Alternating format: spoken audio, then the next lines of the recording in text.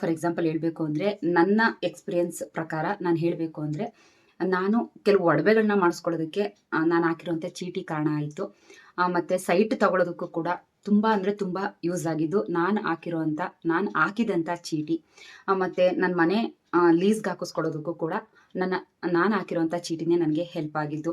ಕೆಲವೊಂದು ಸಲ ಇವಾಗ ನಾನು ಪ್ರೆಗ್ನೆಂಟ್ ಇರೋದ್ರಿಂದ ನನಗೆ ಮಗು ಡಿಲಿವರಿಗೂ ಕೂಡ ಮತ್ತು ನನ್ನ ಮೆಟರ್ನಿಟಿ ಲೀವ್ನಲ್ಲಿ ನನಗೆ ಹೆಲ್ಪ್ ಆಗಬೇಕು ಅಂತ ಅಂದರೆ ನಾನು ಹಾಕಿರೋವಂಥ ಚೀಟಿನೇ ನನಗೆ ಯೂಸ್ ಆಗೋವಂಥದ್ದು. ಸೊ ಇಷ್ಟೆಲ್ಲ ಒಂದು ಮಿಡಲ್ ಕ್ಲಾಸ್ ಫ್ಯಾಮಿಲಿ ಜನಕ್ಕೆ ಹೆಲ್ಪ್ ಆಗುವಂಥದ್ದು ಒಂದು ಚೀಟಿ ಅಂತಲೇ ಹೇಳ್ಬೋದು. ಹಾಯ್ ಹಲೋ ಎಲ್ರಿಗೂ ನಮಸ್ತೆ, welcome back to my channel. ನಾನು ದೀಪಿಗೌಡ. ನಾನಿವತ್ತು ಯಾವ ವಿಷಯದ ಬಗ್ಗೆ ಮಾತಾಡ್ತಾ ಇದ್ದೀನಿ ಅಂತ ಗೊತ್ತು? ಹೌದು, ಚೀಟಿ ಫಂಡ್ ಬಗ್ಗೆ ನಿಮಗೆ ಈ ವಿಡಿಯೋದಲ್ಲಿ ತಿಳಿಸ್ಕೊಡೋದ ಅಂತ ಅಂದ್ಕೊಂಡಿದ್ದೀನಿ. ಯಾಕಂದರೆ ಇದು ನನ್ನ ಓನ್ ಎಕ್ಸ್ಪೀರಿಯನ್ಸು. ನನಗೆ ಚೀಟಿ ಅಂದರೆ ತುಂಬ ಭಯ ಇತ್ತು. ಏನಾದರೂ ಆಗ್ಬಿಟ್ರೆ ಚೀಟಿ ಎತ್ಕೊಂಡು ಯಾರಾದರೂ ಹೊರ್ಟೋದ್ರೆ ನಾವು ಸ್ವಲ್ಪನೇ ಅಮೌಂಟ್ನ ಕಟ್ತಾ ಹೋಗ್ತಾ ಇರ್ತೀವಿ. ಅಂಥದ್ರಲ್ಲಿ ಯಾರಾದರೂ ಒಂದು ಬಂಡಲ್ ಅಮೌಂಟ್ನ ಎತ್ಕೊಟ್ಟೋದ್ರೆ ಏನು ಮಾಡೋದು ಅಂತ. ಈ ಚೀಟಿ ಮಿಡಲ್ ಕ್ಲಾಸ್ ಫ್ಯಾಮಿಲಿ ಜನಕ್ಕೆ ತುಂಬ ಯೂಸ್ ಆಗೋವಂಥದ್ದು. ಮಿಡಲ್ ಕ್ಲಾಸ್ ಫ್ಯಾಮಿಲಿ ಜನರು ಈ ಮ್ಯೂಚುವಲ್ ಫಂಡ್ಗೆ ಹಾಕೋದಕ್ಕೆ ಎದುರ್ಕೊಳ್ತಾರೆ, ಶೇರ್ ಮಾರ್ಕೆಟ್ಗೆ ಹಾಕೋದಕ್ಕೆ ಎದುರ್ಕೊಳ್ತಾರೆ. ಆದರೆ ಈ ಚೀಟಿ ಅನ್ನೋದಕ್ಕೆ ಹಾಕೋದಕ್ಕೆ ಅವ್ರಿಗೆ ಒಂದು ಮನಸ್ಸಲ್ಲಿ ಭಯ ಅನ್ನೋವಂಥದ್ದು ಇದ್ರೂ ಕೂಡ ಆದ ಧೈರ್ಯದಿಂದ ಹಾಕ್ತಾರೆ. ಏನಪ್ಪ ಅಂದರೆ ಇದು ನಂಬಿಕೆ ಅನ್ನೋವಂಥದ್ದು. ಈ ಚೀಟಿ ಅನ್ನೋವಂಥದ್ದೇ ನಂಬಿಕೆ ಮೇಲೆ ನಿಂತಿರುವಂತಹ ಒಂದು ವ್ಯವಹಾರ ಅಂತ ಹೇಳಿದ್ರು ಕೂಡ ತಪ್ಪಾಗೋದಿಲ್ಲ. ಮೊದಲಿಗೆ ನಾವು ಚೀಟಿಯಿಂದ ಆಗುವಂತಹ ಲಾಭಗಳನ್ನ ತಿಳ್ಕೊಳ್ಳೋದ. ಈ ಚೀಟಿಯಿಂದ ಏನೇನು ಲಾಭ ಆಗುತ್ತೆ ಅಂದರೆ, ಈಗ ಒಂದು EMI ತಗೊಳ್ಬೇಕು, ಸಾಲ ತಗೊಳ್ಬೇಕು ಅಂತ ಅಂದರೆ ಅವರು ಎಲ್ಲ ಪ್ರೂಫ್ನು ಕೇಳ್ತಾರೆ. ಪ್ರತಿಯೊಂದು ಪ್ರೂಫು ಕೊಡಬೇಕು. ಮತ್ತು ಪರ್ಸೆಂಟೇಜು ಜಾಸ್ತಿನೂ ಕೂಡ ಇರುತ್ತೆ. ನಮಗೆ ಇಷ್ಟು ಪರ್ಸೆಂಟೇಜು ನಿಮ್ಮದು ಸಿಬಿಲ್ ಸ್ಕೋರು ಚೆನ್ನಾಗಿಲ್ಲ, ನಾರ್ಮಲ್ ಮಟ್ಟದಲ್ಲಿದೆ, ಇಷ್ಟೇ ಪರ್ಸೆಂಟೇಜಲ್ಲಿ ನಿಮಗೆ ರೇಟ್ ಆಫ್ ಇಂಟ್ರೆಸ್ಟ್ನ ಹಾಕೊಡ್ತಾ ಇದ್ದೀವಿ, ಇದ್ರ ಮೇಲೆ ಕಮ್ಮಿ ಮಾಡೋಕ್ಕಾಗೋದಿಲ್ಲ ಅನ್ನೋಂಥ ಸಂದರ್ಭದಲ್ಲಿ ಇದು ತುಂಬ ಹೆಲ್ಪ್ ಆಗುತ್ತೆ. ಏನೋ ಪ್ರೂಫ್ ಇಲ್ದೇನೆ ನಮಗೆ ಈ ಅಮೌಂಟು ಬಂಡಲ್ ಅಮೌಂಟಾಗಿ ಸಿಗುತ್ತೆ. ಬೇರೆಯವ್ರ ಹತ್ರ ಬಡ್ಡಿಗೆ ಕೈ ಚಾಚೋದ್ರ ಬದಲು ಈ ಥರ ಚೀಟಿಗಳನ್ನ ಹಾಕೊಂಡ್ರೆ ನಮಗೆ ಯಾವಾಗ ಬೇಕು ಅನಿಸುತ್ತೋ, ಯಾವಾಗ ಬೇಕು ಅನ್ನೋಂಥ ಟೈಮ್ನಲ್ಲಿ ಈ ಚೀಟಿಗಳು ಸಿಗುತ್ತೆ. ಮತ್ತು ಒಂದು ಅಭ್ಯಾಸ ಅನ್ನೋವಂಥದ್ದು ನಮಗಾಗುತ್ತೆ. ತಾಳಪ್ಪ ಚೀಟಿ ಇದೆ, ಚೀಟಿ ಕಟ್ಕೊಂಡು ಹೋಗ್ಬೇಕು ಅನ್ನೋ ಅಭ್ಯಾಸ ಇರುತ್ತೆ. ಜೊತೆಗೆ ಒಂದು ಜವಾಬ್ದಾರಿ ಅನ್ನೋವಂಥದ್ದು ಹೆಚ್ಚಾಗಿರುತ್ತೆ. ಮತ್ತು ನಮ್ಮ ಕನಸುಗಳನ್ನ ಈ ಚೀಟಿಗಳಲ್ಲಿ ಈಡೇರಿಸ್ಕೊಳ್ಬೋದು. ಈಗ ಸಡನ್ಲಿ ಒಂದು 10 ಲಕ್ಷಕ್ಕೇನೋ ತಗೊಳ್ತಾ ಇದ್ದೀವಿ, ಇಲ್ಲ 10 ಲಕ್ಷ ಕೊಡವೆ ಮಾಡಿಸ್ಕೊಳ್ತಾ ಇದ್ದೀವಿ, ಇಲ್ಲ ನಮ್ಮ ಮಗಳು ಮದುವೆನೋ ಏನೋ ಇದೆ ಅನ್ನೋಂಥ ಟೈಮ್ನಲ್ಲಿ ಒಂದು 5 ಲಕ್ಷದವ 2 ಚೀಟಿನೋ ಇಲ್ಲ ಏನೋ ಸಮ್ ಅಮೌಂಟು ಈ ಥರ ಚೀಟಿ ಹಾಕೊಂಡಿದ್ದೀವಿ ಅಂತ ಅಂದರೆ ಒಂದು 7 ಲಕ್ಷ ಸಿಗ್ಲಿ ಬಿಡಿ, ನನಗಾಗಿದ್ದು ಅದೇ ಅಲ್ವಾ. ಒಂದು 7 ಲಕ್ಷ ಅಂತ ಸಿಗಲಿ, 3 ಲಕ್ಷ ಏನಾದರೂ ಅರೇಂಜ್ ಮಾಡ್ಕೋಬೋದಲ್ವಾ. 10 ಲಕ್ಷನೇ ಸಾಲ ಮಾಡ್ತೀವಿ ಅಂತ ಅಂದರೆ ತುಂಬ ರಿಸ್ಕ್ ಆಗುತ್ತೆ. ಅಂಥ ಟೈಮ್ನಲ್ಲಿ ಈ ರೀತಿ ಚೀಟಿಗಳನ್ನ ಹಾಕ್ಕೊಂಡ್ರೆ ನಮಗೆ ವಿತೌಟ್ ಇಂಟ್ರೆಸ್ಟ್ನಲ್ಲಿ ನಮಗೆ ಎಷ್ಟೋ ಬೆನಿಫಿಟ್ ಆಗಿ ನಮಗೆ ಒಂದು ಬಂಡಲ್ ಅಮೌಂಟು ಸಿಗುತ್ತೆ. ಇಷ್ಟೆಲ್ಲ ಲಾಭಗಳಿದೆ ಚೀಟಿ ಹಾಕೊಳ್ಳೋದ್ರಿಂದ.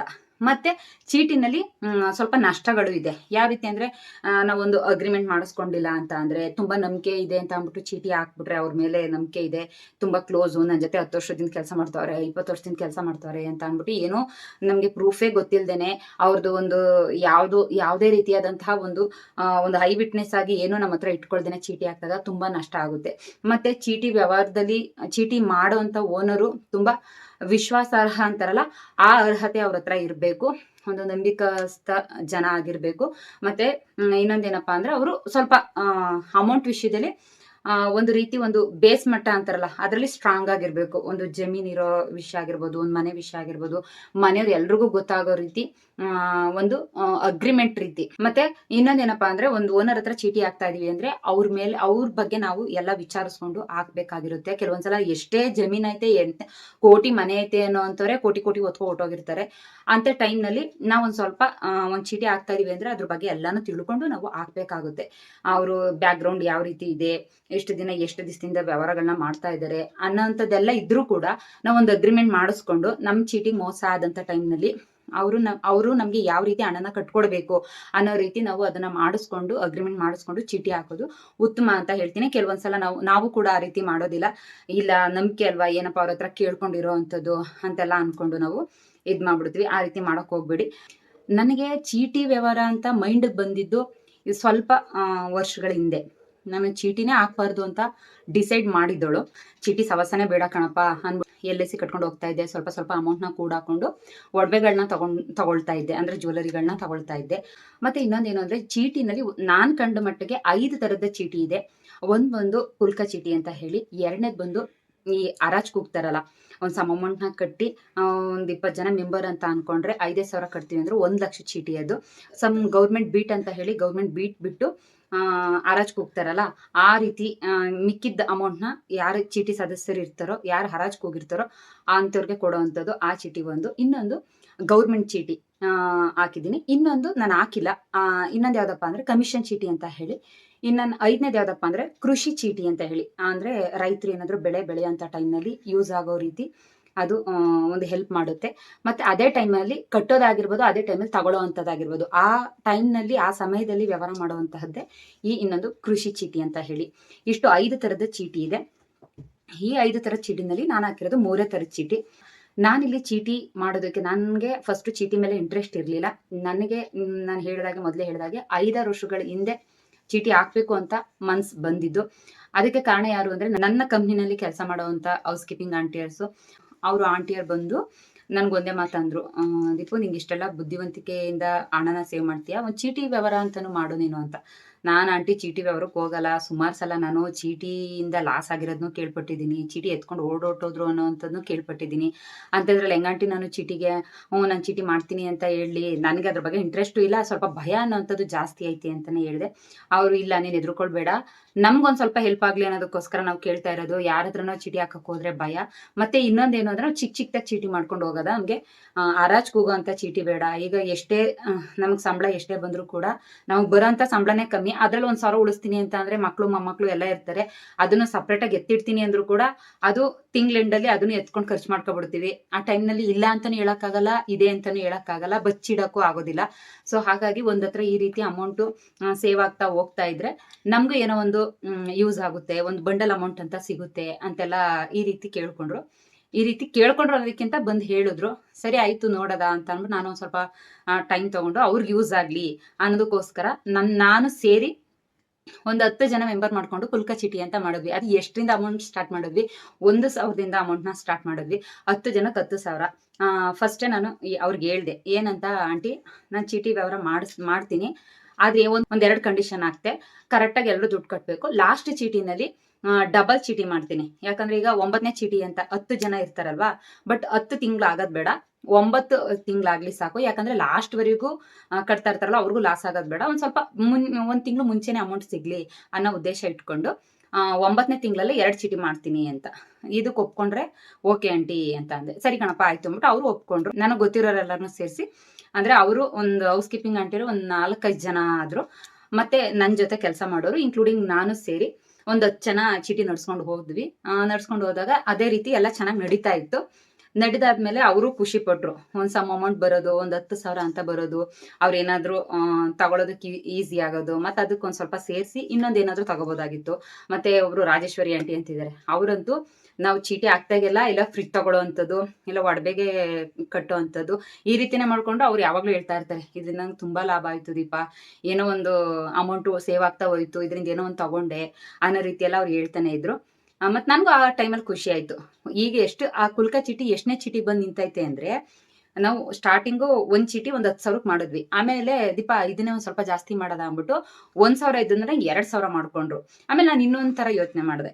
ಈಗ 2,000 ಅಂತ 10 ಜನ ಕಟ್ತೀವಿ ಅಂದರೆ, ಅವರು ಎತ್ಕೊಳ್ಳೋ ಅಂತ ಅವ್ರ ಕುಲ್ಕ ಚೀಟಿ ಅವ್ರ ಹೆಸರು ಬಂದಂಥ ಟೈಮ್ನಲ್ಲಿ ಅವ್ರಿಗೇನಾಗುತ್ತೆ, ಈಗ 10 ಜನ 20,000 ಕಟ್ಟಿರ್ತೀವಿ.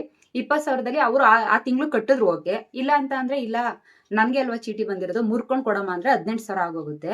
ಅದಕ್ಕೆ ನಾವೇನು ಮಾಡೋದು, 11 ಜನ ಚೀಟಿ ಹಾಕಬಿಡೋದ. 11 ಜನ ಚೀಟಿ ಹಾಕೊಂಡ್ರೆ ಏನಾಗುತ್ತೆ, ಅಲ್ಲಿಗೆ 22,000 ದುಡ್ಡಾಯಿತು. ಆ ತಿಂಗಳಲ್ಲಿ ಎತ್ಕೊಳ್ಳೋವಂಥವ್ರು 2,000 ಕಟ್ಟಿಲ್ಲ ಅಂದ್ರೂ ಕೂಡ ಒಂದು 20,000 ಬಂಡಲ್ ಅಮೌಂಟ್ ಸಿಗುತ್ತೆ. ಆ ರೀತಿ ಮಾಡಿದ್ರಾಯ್ತು ಅಂದ್ಬಿಟ್ಟು ಒಂದು ಸ್ವಲ್ಪ ನೆಕ್ಸ್ಟ್ ಇಯರಿಂದ ಆ ರೀತಿ ಆಂಟಿ 11 ಜನ ಚೀಟಿ ಕಟ್ಟಿಸ್ಕೊಳ್ತೀನಿ ಅಂದ್ಬಿಟ್ಟು 11 ಜನ ಚೀಟಿ ಕಟ್ಟಿಸ್ಕೊಂಡು ಹಂಗೆ ಕಂಟಿನ್ಯೂ ಮಾಡಿದೆ. 11 ಜನ ಹೋಗಿ 12 ಜನ ಆಯಿತು ನೆಕ್ಸ್ಟ್ ಇಯರು. ಈಗ ಫಸ್ಟ್ ಇಯರು 10 ಜನ ಮೆಂಬರ್ಸು 1,000 ಕಟ್ಕೊಂಡು ಹೋಗಿದ್ವಿ. 2ನೇ ಇಯರು 11 ಜನ ಮೆಂಬರ್ಸು 2,000 ಕಟ್ಕೊಂಡು ಹೋದ್ವಿ. 3ನೇ ಇಯರಲ್ಲಿ 3,000ದಂಗೆ 12 ಜನ ಆಗೋದ್ರು. 4ನೇ ಇಯರು 5,000 ಮಾಡಿದ್ವಿ. ಅದೊಂದು ಸ್ವಲ್ಪ ಈ ಹೌಸ್ ಕೀಪಿಂಗ್ ಆಂಟಿಯರು, ಅಯ್ಯೋ ದೀಪ ಇದೊಂದು ಸ್ವಲ್ಪ 5,000 ಆಗೋಯ್ತು, ಬೇಡ ಕಣಮ್ಮ ಇಷ್ಟೊಂದು ಆಗಲ್ಲ ನನಗೆ ಅಂತ ಅಂದರು. ಆಮೇಲಿಂದ ನಾವು ಸ್ಟಾಫ್ಗಳೇ ಹಾಕೊಂಡ್ವಿ. ಸ್ಟಾಫ್ 5,000ದಂಗೆ ಒಟ್ಟು 13 ಜನ 15 ಜನದ ಥರ ಆಗೋಯ್ತು. ಈ ರೀತಿ ಎಲ್ಲ ಆದಮೇಲೆ ಅವ್ರಿಗೆ ಪಾಪ ನಾನು ಅವರಿಂದ ಸ್ಟಾರ್ಟ್ ಮಾಡಿರೋದು ಚೀಟಿನ. ಬಟ್ ಅವರು ಹಾಕಕ್ ಆಗ್ತಾ ಇಲ್ವಲ್ಲ ಅಂದ್ಬಿಟ್ಟು ನೆಕ್ಸ್ಟ್ ಕಮ್ಮಿ ಮಾಡ್ಕೊಂಡೆ. ಮತ್ತೆ 3,000 ರೂಪಾಯಿ ಹಂಗೆ ಮಾಡ್ಕೊಂಡೆ. 15 ಜನದವರೆಗೆ ಚೀಟಿ ಆಯ್ತು. ಒಂದು ಕಮ್ಮಿ ಅಂದ್ರೆ ನಾನು ಎಷ್ಟು ಒಂದು 5 ಚೀಟಿನ 6 ಚೀಟಿನ 5 ಚೀಟಿ ಅಪ್ರಾಕ್ಸಿಮೇಟ್ ಆಗಿ ಹೇಳ್ಬೇಕು ಅಂದ್ರೆ 5 6 ಚೀಟಿ ನಡೆಸಿದ್ದೀನಿ. ಈಗ ರೀಸೆಂಟ್ ಆಗಿ ನನ್ನ ಕುಲ್ಕ ಚೀಟಿ ಮುಗೀತು. ನಾನಿವಾಗ ಅವ್ರು ಮತ್ತೆ ಹೇಳಿದ್ರು ಮತ್ತೆ ಸ್ಟಾರ್ಟ್ ಮಾಡಮ್ಮ ಅಂತ.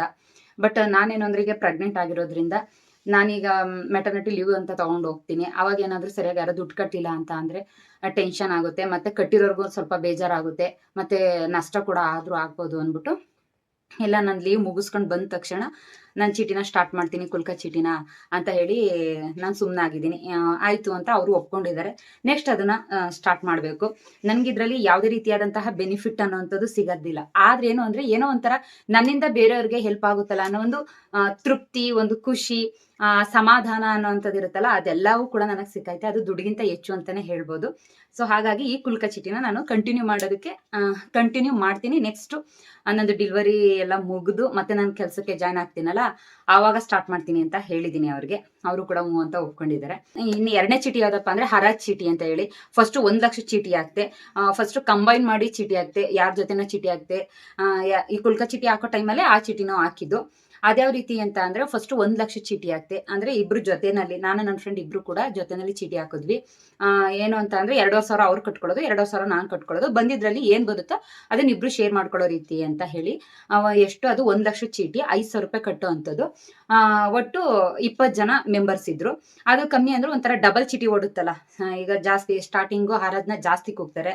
ಅದು ಅಮೌಂಟ್ ಎಲ್ಲ ಅಮೌಂಟ್ ಎಲ್ಲ ಉಳ್ಕೊಂಡಿರುತ್ತೆ.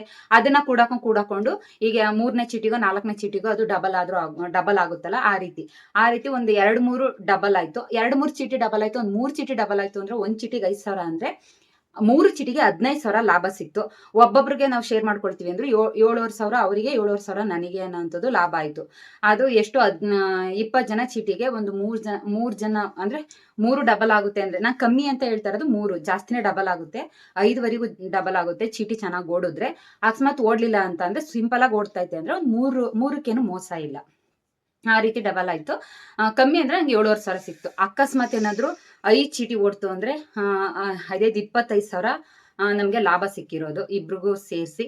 ಬಟ್ ಇದು 3 ಚೀಟಿ ಓಡಿದ್ದಲ್ವಾ, ಹಾಗಾಗಿ ಅದು ನಮ್ಗೆ 7,500 ಅನ್ನೋಂಥದ್ದು ಸಿಕ್ತು. ಮತ್ತೆ ಅದೇ ರೀತಿ ಅಲ್ಲಿಂದ 1 ಲಕ್ಷದಿಂದ ನಾನು ಕಂಟಿನ್ಯೂ ಮಾಡ್ಕೊಂಡೆ.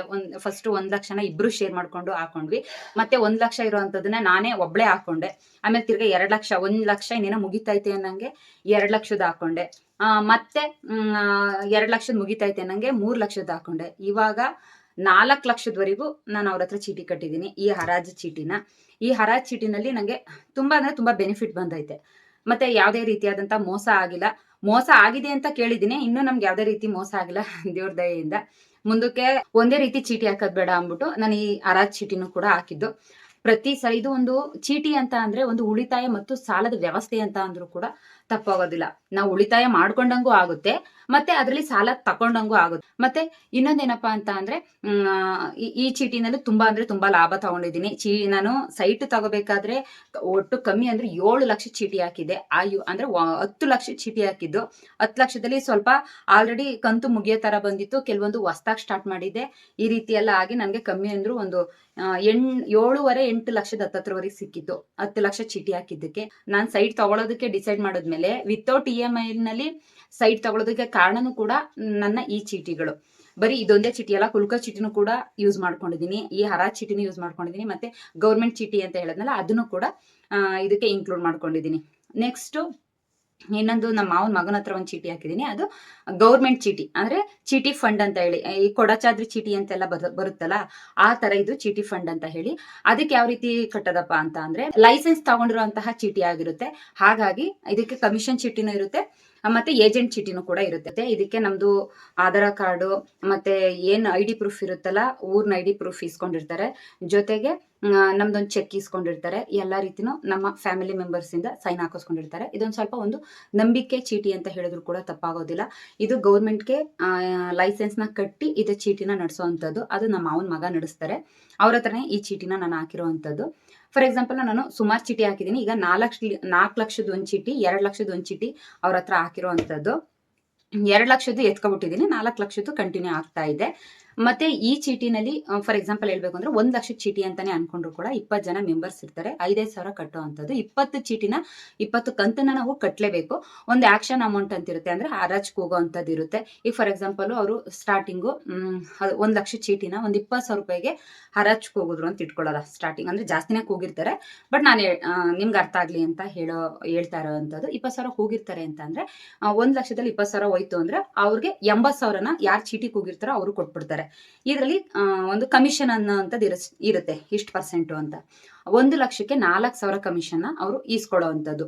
ಅದರಲ್ಲಿ ಅವ್ರಿಗೆ 20,000 ಕಳೆದು 80,000 ಕೊಟ್ಟಿರ್ತಾರಲ್ವಾ, ಇದೇನು 20,000 ಇರುತ್ತೆ, 20,000ದಲ್ಲಿ 4,000ನ ಅವರು ಕಮಿಷನ್ ಅಂತ ಕಟ್ ಮಾಡ್ಕೊಂಡು ಇನ್ನು 16,000 ಉಳ್ಕೊಂಡಿರುತ್ತೆ. ಆ 16,000ನ 20 ಜನ ಮೆಂಬರ್ಸ್ ಏನಿರ್ತಾರೆ ಅವ್ರಿಗೆ ಡಿವೈಡ್ ಮಾಡಿ ಕೊಡುವಂಥದ್ದು. ಆ 16,000ನ 20 ಜನ ಮೆಂಬರ್ಸ್ಗೂ ಡಿವೈಡ್ ಮಾಡಿ ಕೊಡ್ತಾರೆ. ಆ 16,000ನ 20 ಜನಕ್ಕೂ ಡಿವೈಡ್ ಮಾಡಿದ್ರು ಅಂದ್ರೆ 800 ರೂಪಾಯಿ ಲಾಭ ಆಯ್ತು. ಅದರಲ್ಲಿ ಮೊದಲನೇ ತಿಂಗಳಲ್ಲಿ 800 ರೂಪಾಯಿ ಲಾಭ ಆಯ್ತು ಅಂತ ಅನ್ಕೊಂಡ್ರೆ, 800 ರೂಪಾಯಿ ಲಾಭ ಅಂತ ಅಂದ್ರೆ ಅವರು ನಾವು ಮಾಮೂಲಿ ಹರಾಜ್ ಚೀಟಿನಲ್ಲಿ ಏನ್ ಕಟ್ತೀವಿ, ಫಿಕ್ಸ್ಡ್ ಅಮೌಂಟ್ ಇಷ್ಟು 5,000 ಕಟ್ಬಿಡ್ಬೇಕು ಅಂತ ಇರುತ್ತಲ್ವಾ. ಇಲ್ಲಿ ಆ ರೀತಿ ಅಲ್ಲ. ಒಬ್ಬೊಬ್ರಿಗೆ 800 ರೂಪಾಯಿ ಲಾಭ ಸಿಕ್ತು ಅಂದ್ರೆ 800 ರೂಪಾಯಿ ಮೈನಸ್ ಮಾಡಿ ನಾವು 5,000 ಕಟ್ಬೇಕಲ್ವಾ. 5,800 ರೂಪಾಯಿ ಮೈನಸ್ ಮಾಡಿ ಇನ್ನ 4,200 ರೂಪಾಯಿನ ನಾವು ಅವ್ರಿಗೆ ಪೇ ಮಾಡ್ಬೇಕಾಗುತ್ತೆ. ಈ ರೀತಿ ಈ ಚೀಟಿ ಫಂಡ್ ಅನ್ನೋಂಥದ್ದು ಇದು ಓಡುತ್ತೆ. ಇದು ಮಸ್ಟ್ ಅಂಡ್ ಶುಡ್ ಆಗಿ ಇದರಲ್ಲಿ ನಮ್ಗೆ ಸ್ಟಾರ್ಟಿಂಗ್ ಏನ್ ಲಾಭ ಸಿಗುತ್ತೋ ಅದೇ ಲಾಭ, ಕೊನೆವರೆಗೂ ಕೂಡ ಸ್ವಲ್ಪ ಸ್ವಲ್ಪ ಲಾಭ ಸಿಗ್ತಾನೆ ಹೋಗುತ್ತೆ. ಸ್ಟಾರ್ಟಿಂಗು ಸ್ವಲ್ಪ ಜಾಸ್ತಿ ಸಿಗುತ್ತೆ, ಆಮೇಲೆ ಸ್ವಲ್ಪ ಕಮ್ಮಿ ಆಗ್ತಾ ಹೋಗುತ್ತೆ. ಅಂದ್ರೆ ಬೀಟ್ ಕೂಗೋದು ಕಮ್ಮಿ ಆಗುತ್ತಲ್ವಾ. ಸೊ ಹಾಗಾಗಿ ನಮ್ಗೆ ಲಾಭ ಅನ್ನೋಂಥದ್ದು ಕಮ್ಮಿ ಆಗುತ್ತೆ. ಸ್ಟಾರ್ಟಿಂಗು ತುಂಬಾ ಜಾಸ್ತಿ ಸಿಗುತ್ತೆ ಲಾಭ ಇದರಲ್ಲಿ. ನಾನು ಮೊದಲು ಈಗ ಹೇಳ್ದಾಗೆ ನಾನು ಫಾರ್ ಎಕ್ಸಾಂಪಲ್ 20,000 ಬೀಟ್ ಹೋದ್ರೆ ಇಷ್ಟು ಸಿಗುತ್ತೆ ಅಂತ ಹೇಳಿದೀನಿ. ಬಟ್ ಇದರಲ್ಲಿ ಏನಪ್ಪಾ ಅಂತ ಅಂದ್ರೆ ಸ್ವಲ್ಪ ಜಾಸ್ತಿನೇ ಬೀಟ್ ಹೋಗುತ್ತೆ. ನಾನು ಇಷ್ಟು ದಿನವರೆಗೆ ಹಾಕಿರೋದಕ್ಕೆ ಒಂದು 2,00,000 ರೂಪಾಯಿ ಚೀಟಿ 2,00,000 ರೂಪಾಯಿ ಚೀಟಿ ಹಾಕಿದ್ದೆ. 5 ತಿಂಗಳವರೆಗೂ ನನಗೆ 1,05,000 ಬೀಟೇ ಹೋಗಿತ್ತು. ನಮ್ಗೆ ಎಷ್ಟು ಲಾಭ ಬಂತು ಅಂದ್ರೆ ತುಂಬಾ ಲಾಭ ಬಂತು ಅದರಲ್ಲಿ.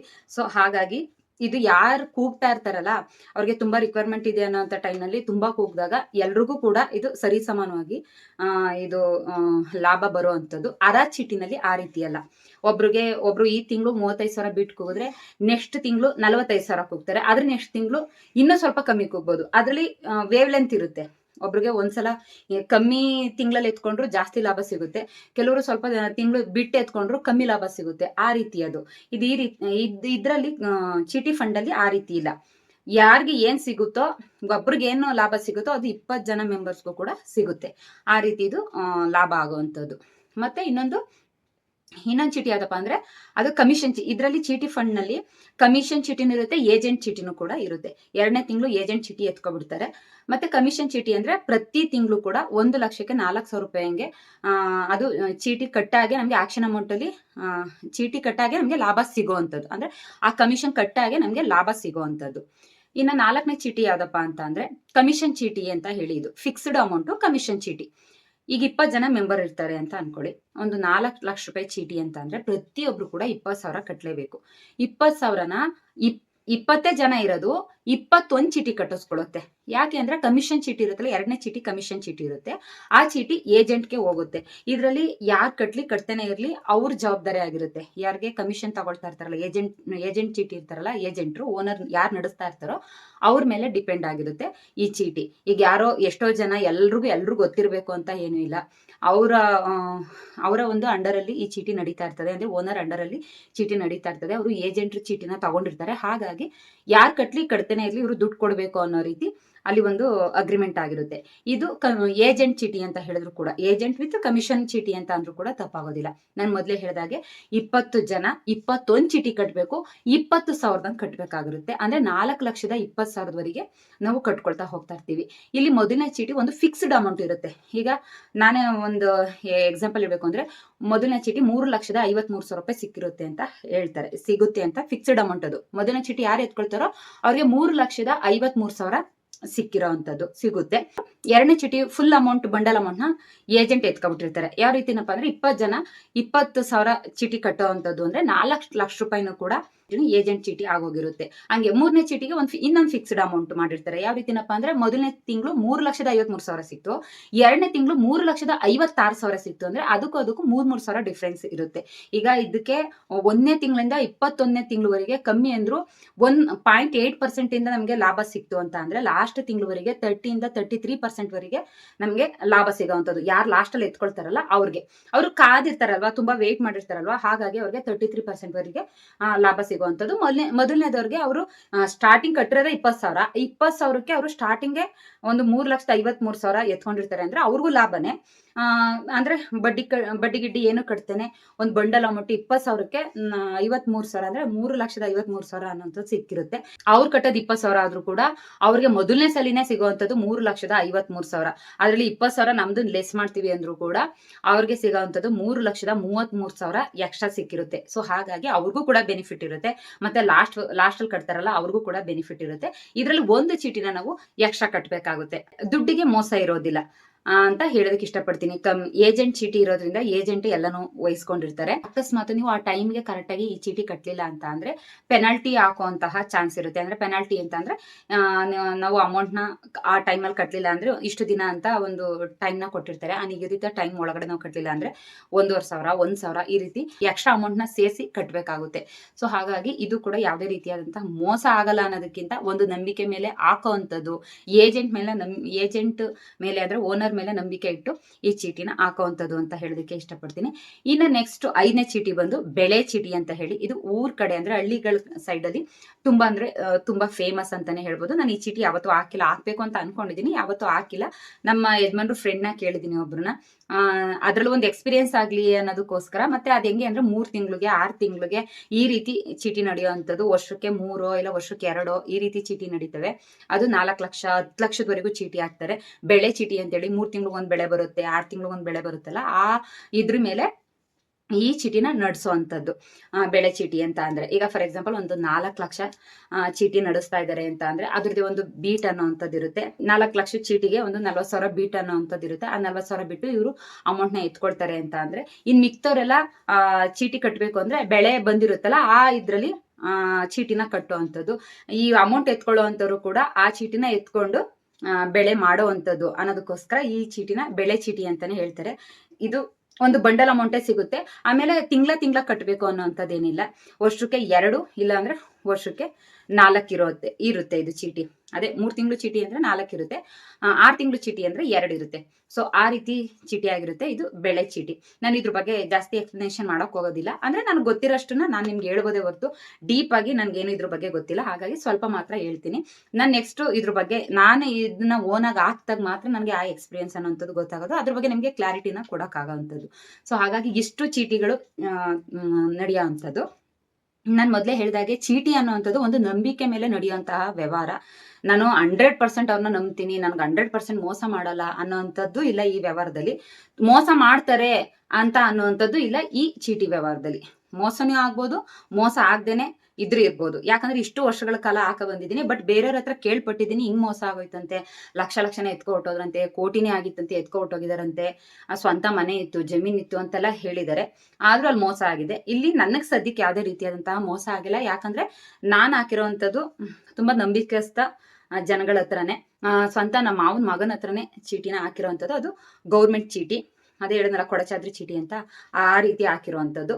ಮತ್ತೆ ಇನ್ನೊಂದೇನಪ್ಪಾ ಅಂತ ಅಂದ್ರೆ ಈ ಕುಳ್ಕ ಚೀಟಿನ ನಾನೇ ನಡ್ಸೋದ್ರಿಂದ ನನ್ಗೆ ಅದ್ರಲ್ಲಿ ಯಾವುದೇ ರೀತಿಯಾದಂತಹ ಭಯ ಇಲ್ಲ. ಮತ್ತೆ ಇನ್ನೊಂದು ಅರ ಚೀಟಿ ಅಂತ ಹೇಳಿದ್ನಲ್ಲ, ಅರ ಚೀಟಿನೂ ಅಷ್ಟೇ ನನ್ನ ಕ್ಲೋಸ್ ಫ್ರೆಂಡ್ ಜೊತೆನೆ ಹಾಕಿರೋವಂಥದ್ದು. ಮತ್ತೆ ಅವ್ರ ಕಡೆ ಎಲ್ಲ ಗೊತ್ತಿರೋದಕ್ಕೆ ನಾನು ಹಾಕಿರೋವಂಥದ್ದು. ಮತ್ತೆ ಒಂದು ಅಗ್ರಿಮೆಂಟ್ ವ್ಯವಹಾರದಲ್ಲಿ ನಾನು ಈ ಚೀಟಿನ ಹಾಕಿರೋವಂಥದ್ದು. ಸದ್ಯಕ್ಕೆ ನನಗೆ ಈ ಚೀಟಿನಲ್ಲಿ ಈ ರೀತಿ ಲಾಭಗಳಾಗಿದೆ. ನೆಕ್ಸ್ಟ್ ಒಂದು ಒಳ್ಳೆ ವಿಡಿಯೋ ಜೊತೆ ನಾನು ನಿಮ್ಮನ್ನ ಭೇಟಿ ಆಗ್ತೀನಿ. ನಿಮ್ಗೆ ಇದ್ರ ಬಗ್ಗೆ ಏನಾದ್ರು ಡೌಟ್ ಇದೆ ಅಂತ ಅಂದ್ರೆ ಕಮೆಂಟ್ ಸೆಕ್ಷನ್ ಅಲ್ಲಿ ಕಮೆಂಟ್ಸ್ ಮಾಡಿ, ತುಂಬಾ ಕ್ಲಾರಿಟಿಯಾಗಿ ರಿಪ್ಲೈ ಕೊಡೋದಕ್ಕೆ ಟ್ರೈ ಮಾಡ್ತೀನಿ ಅಂತ ಹೇಳ್ತಾ ನೆಕ್ಸ್ಟ್ ಒಂದು ಒಳ್ಳೆ ವಿಡಿಯೋ ಜೊತೆ ನಾನು ನಿಮ್ಮನ್ನ ಭೇಟಿ ಆಗ್ತೀನಿ. ಜೈ ಹಿಂದ್, ಜೈ ಕರ್ನಾಟಕ ಮಾತೆ.